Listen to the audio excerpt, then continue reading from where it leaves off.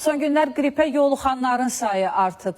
Virusa yoluxanlar yüksək temperatur, halsızlıq, keçməyən öskürəkdən şikayətlənir. Vətəndaşlar hesab edir ki, bu adi qrip deyil. İddialar var ki, bizi ciddi qrip pandemiyası gözləyir. Hər il mütasiyə edən qrip virusu böyük pandemiya yaratmaq potensialına malikdir.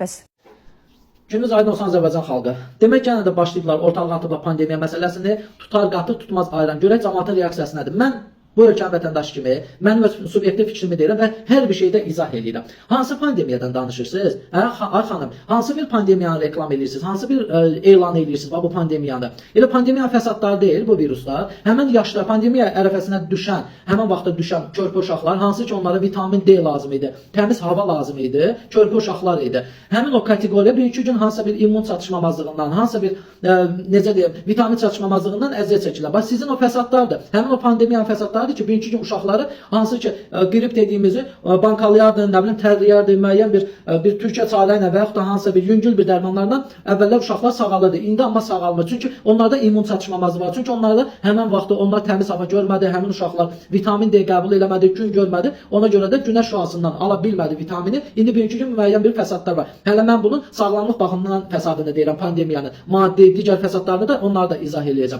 Bu hamı bilir ki, bunu birinci gün bəlkə də uşaqdan da sorsan bilər ki, bu yayılmış viruslardır. Bu hansısa bir atmosferdə, hansısa bir təbiətdən gələn bir virus deyil. Buna mən bir ad qoymuşam. LH virusu. Laboratoriyada hazırlanmış viruslar. Bu da dünyada bu səhiyyə mafiyası var. Dünyanı idarə edən səhiyyə mafiyası, hansı ki bioloji müharibələr gedir. Dünyada bioloji müharibələr gedir. Əhalini, dünya əhalisini sarsıtmaq və yaxud da hansısa bir çətinliklərə salmaq məqsədi ilə və onunla da bərabər milyardlar yox, trilyonlar qazanmaq məqsədi. Bu Dünya Səhiyyə Təşkilatının bir maxinasiyasıdır, bir variantıdır, qazanc məqsədi ilə. Həmin o qazancı da mən izah edirəm. Dünya əhalisinin sayı 7 milyarddır. 7 milyardın çox demirəm, 1 milyardı günə 10 dollar xəstəliklə bağlı, bu gəzən bu hansı ki bu virusları yayıblar, həmin o fəsadlara görə, həmin o problemlərə görə 10 dollarlıq alsa, günə 10 milyard dollar eləyir. 10 milyard dollar da dünyanın heç bir elə bir sahə yoxdur ki, günə 10 milyard dollar pul qazanılsın. Nə neftində, nə brilyantında, nə qızılında, nə hansısa bir təbii sərvətində. Dünyada elə bir biznes yoxdur ki, orada günə 10 milyard pul qazanılsın. Bunu da hamı bilir.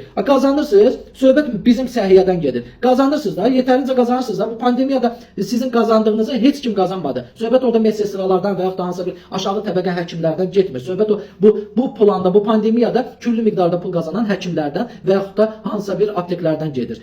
Yəni bunu bütün dünyada getdi bu proses. Aman verin yaşayaq da. Bu cəmaət təzəcə dirçəlib. Pandemiyanın fəsadları şəxsən mənim özümə elə bir fəsadlar deyil ki, hələ uşağa çəkdiyim xərcləri demirəm, uşağın xəstəliklərinə, onun hansı zəifliyinə çəkdiyim xərcləri demirəm. Heç köhnə tarixçə hələ də mən dünən getmişəm. 2 gün bundan qabaq getmişəm, 70 manatlıq ən axırıncı dərmanları almışam. Yəni mən də kasıbam, digər də kasıbdır. Hansısa bir varlıya bu böyük bir fərq eləmir. Allah bütün balaları qorusun, fərq eləmir. Kasıbın da balası baladır, varlının da balası. Allah bütün balaları qorusun. Amma yazığınız gəlsin də bu millətə. Hansı pandemiya? Pandemiyandansa yaxşı olar ki, gedin. Bu ölkəyə gələn produktları yoxlayın, bu ölkəyə xaricdən gələn məhsulları yoxlayın. Adi bir, həmişə mən deyirəm, bəlkə də mənə gülürlər, adi bu fişənglər satılır, hansı ki, yeni qabağı həmişə uşaqlar xəstələnir. O fişənglərin tərkibini yoxlayın, bu partladanların tərkibini yoxlayın. Bəlkə də elə ölkəyə bir hansısa bir virusu o vasitə ilə gətirib çıxardırlar. Nə oldu elə bu yeni il qabağı?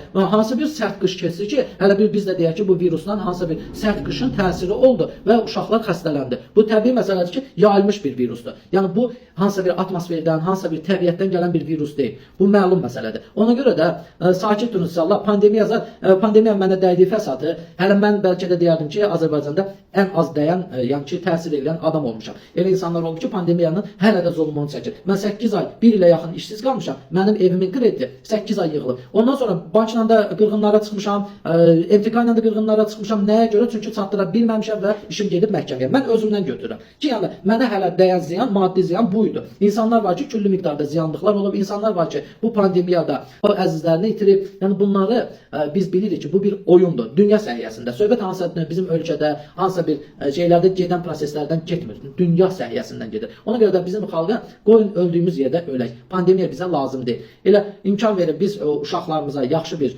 gedək işləyək. Yəni işimizlə, gücümüzlə gedək uşaqlarımıza yaxşı vitaminli, meyvədən, zaddan, hər bir şeydən alaq və uşaqlarımız sağlam böyüsün. Çıxardıq təmiz havada gəzdirək. Yəni yoxsa mən pandemiya başlayır, nə edir? Oyunlarınızı saxlayın. Sizə ant verirəm Allaha, əgər Allahınız varsa. Xalqımızı, dövlətimizi qorusun.